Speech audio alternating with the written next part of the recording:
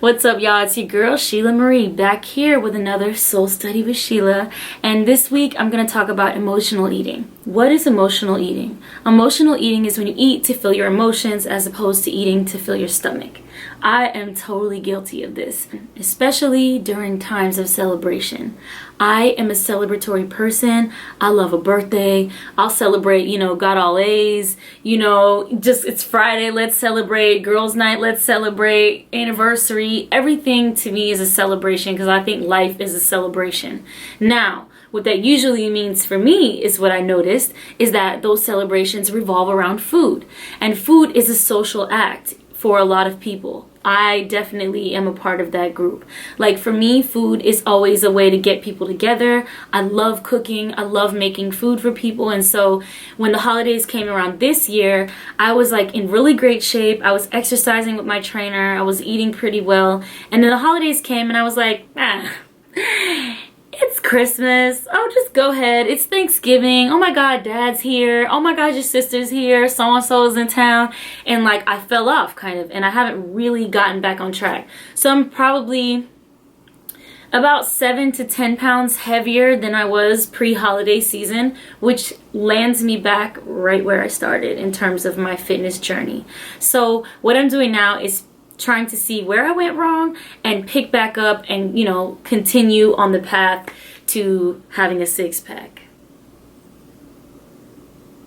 So the idea is to get back to eating when you're hungry and eating things that are actually going to nourish your body as opposed to things that are linked to your emotions. And I want to say that I don't personally think emotional eating is just a negative thing. Food is a part of social behavior. Like, it's nice to sit down across from somebody and have conversation with them and enjoy food. But what I noticed and what developed over time was that food was the glue that binds my social relationships together. So if I'm going to hang out with my girls, 9 times out of 10, we're going to have junk food.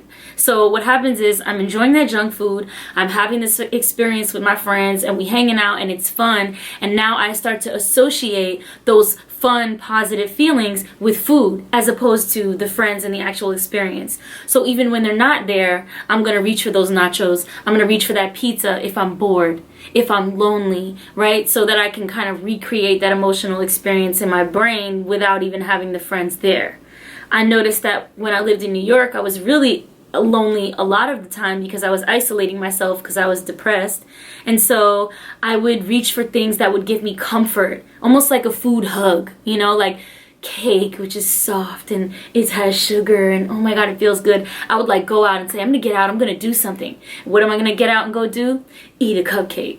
Go to find a cupcake shop, What am I gonna do? Ooh, watch Netflix and eat a pizza. So what I'm moving towards now is actually solving the issue. Like if you're lonely or if you're hungry or if you're sad or whatever, dealing with that emotion as opposed to using food to fill that gap. Now, I also wanna say it's not only a bad thing, sometimes emotional eating is a part of our natural experience. Like if you have a celebration like a birthday, 9 times out of 10, we're gonna have cake there. And that cake is also linked to an emotional experience of that your brain has been conditioned to see a birthday and see a cake and feel happy and feel supported. And I don't think that's necessarily a negative thing. I just think that if it's something that goes unchecked, it can turn into something that's not necessarily beneficial for you, just like anything else. It's all about balance.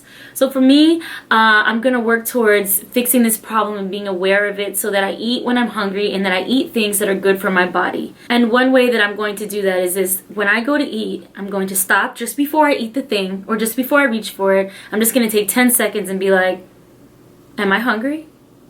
And if the answer is yes, the next question is this going to be something that gets you closer to your goal or further away from your goal? And hey, maybe not every single thing I eat is going to get me towards my goal because again, it's about balance. But at least right then I'll give myself a chance to stop and regroup and see what I want to do. I hope that helps. I'll continue this discussion next week, and my video will be 5 things that I do to combat emotional eating. If you want to talk about it, find me on the internet somewhere. Thank you. #SoulStudyWithSheila. Squaw.